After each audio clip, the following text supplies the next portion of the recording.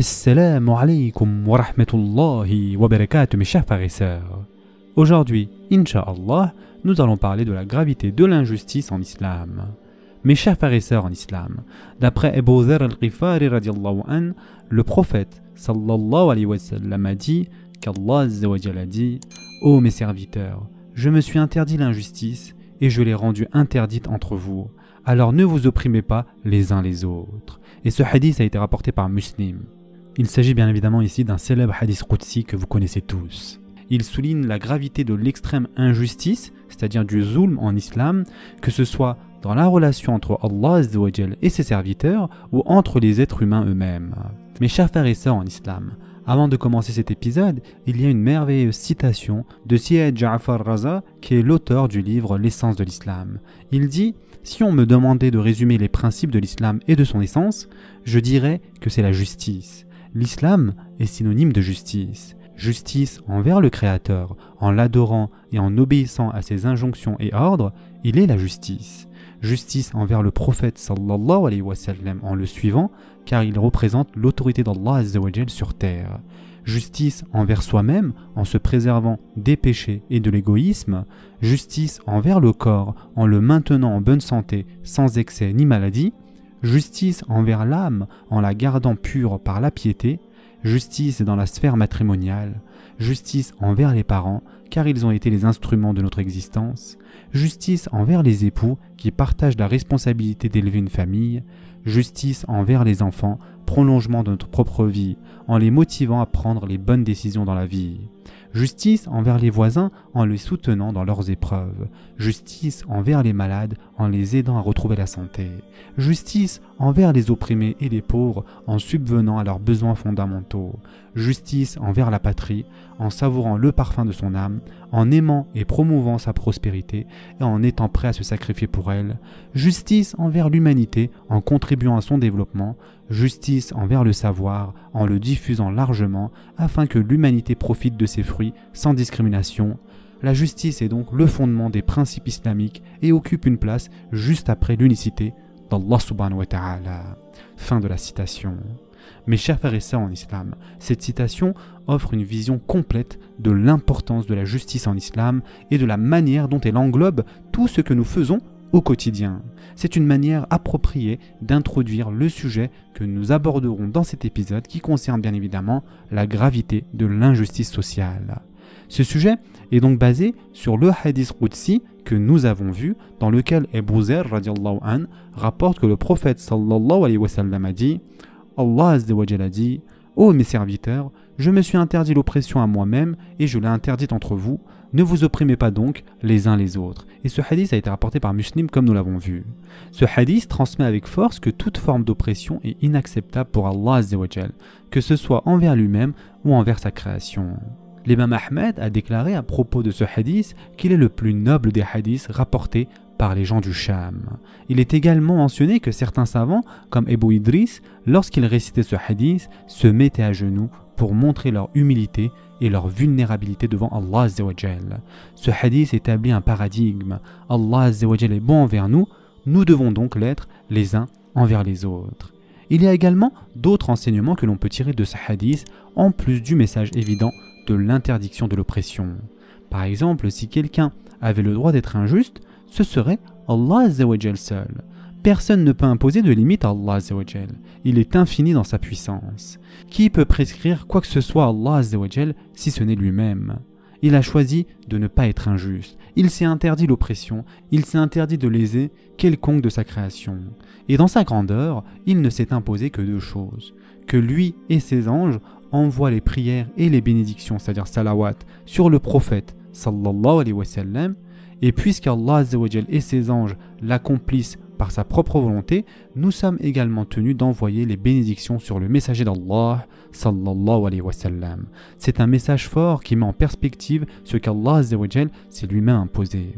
Nous ne pouvons donc trouver aucun argument pour ne pas envoyer de salawat sur le prophète sallallahu alayhi wa sallam. Deuxièmement, comme nous l'avons déjà indiqué, Allah azza wa jalla s'est interdit l'oppression et nous l'a interdite entre nous. Ibn Rajab nous explique d'ailleurs qu'il y a trois attitudes possibles face à une situation. Tout d'abord, il y a la transgression. Ensuite, la justice. Et la troisième, c'est la grâce. Allah Azza wa Jal s'est interdit la transgression, même envers les pires de sa création, comme Firaoun qui a opprimé une nation entière. En ce qui concerne la justice, Allah Azza wa Jal l'utilise quand c'est nécessaire. Le jour du jugement, par exemple, ceux qui seront punis le seront avec une justice absolue. Il n'y aura aucune injustice, aucun châtiment excessif. Ils seront châtiés exactement selon le mal qu'ils ont commis. Allah Azza wa Jal lésera personne ce jour-là et aucune injustice subie ne sera oubliée. Et enfin, la grâce est ce qu'Allah Azza wa Jal aime. Il accorde une grâce supplémentaire à ceux qui sont pieux et cherchent à lui obéir autant que possible. Il a facilité l'accumulation de récompenses par des actes simples grâce à sa miséricorde. Dans un hadith rapporté par Abu Daoud, le prophète sallallahu alayhi wa sallam résume cela parfaitement. Si Allah Azza wa Jal devait punir tous les habitants des cieux et de la terre, il le ferait sans être injuste envers eux. Et s'il leur fait miséricorde, sa miséricorde est meilleure que leurs actions. Bien que ces paroles, si Allah Azza wa Jal devait punir tous les habitants des cieux et de la terre, puissent de prime abord nous étonner, il est important de se rappeler que le prophète sallallahu alayhi wa sallam nous explique que nous ne pourrons jamais égaler ce qu'Allah Azza wa Jal fait pour nous. Et pourtant, Allah Azza wa Jal a choisi de ne pas nous punir dans ce bas monde. Un autre enseignement que nous pouvons tirer de ce passage concerne la signification de l'oppression, c'est-à-dire du zulm en islam. Le mot zulm signifie littéralement injustice. Et en islam, cela signifie placer les droits à la mauvaise place, ou autrement dit, mettre une chose là où elle ne doit pas être. D'un point de vue linguistique, le zulm prend deux formes. Tout d'abord, l'excès ou l'abus, aller trop loin dans une dispute, ce qui mène à la violence ou à d'autres formes d'agression. Et deuxièmement, la carence ou la négligence. Ne pas donner à quelqu'un ce qui lui est dû. Par exemple, priver son conjoint de ses droits. Il n'y a peut-être pas de violence ou de conflit constant, mais ne pas faire preuve de compassion envers son époux ou son épouse est une forme d'oppression. Car Allah Azza wa Jal nous a imposé la miséricorde dans le contrat du mariage. D'un point de vue islamique, la plus grande forme d'oppression est d'associer un partenaire à Allah Azza wa Jal. Comme Allah Azza wa Jal l'a mentionné dans la sourate Luqman, dans le verset 13, Allah Azza wa Jal nous a créés, il est donc de son droit d'être adoré. Associer quelqu'un à lui revient à mettre la création à la place du Créateur. Cela montre à quel point le concept de justice et d'injustice est profondément enraciné dans notre théologie. Nous apprenons aussi les raisons pour lesquelles Allah Azza wa Jal nous appelle « Ya ibadi » « Ô mes serviteurs » dans le hadith Qudsi que nous avons vu. Premièrement, cela remet en perspective notre relation avec Allah Azza wa Jal. Si nous ne comprenons pas correctement la réalité de notre lien avec notre Créateur, alors il devient difficile de comprendre notre relation avec la société. Deuxièmement, les mots « Ya ibadi » expriment l'amour d'Allah Azza wa Jal. Il nous interpelle avec compassion pour nous aider à mieux nous connecter à lui et à nous humilier. Celui qui opprime autrui perd l'esprit d'amour, ou muhabba en arabe. Notre fitra, notre disposition naturelle, est faite de bonté et de compassion et de miséricorde, et non de cruauté et de dureté. Et c'est dans la manière dont Allah Azza wa Jal nous interpelle dans ce hadith que l'on comprend réellement l'importance de la compassion.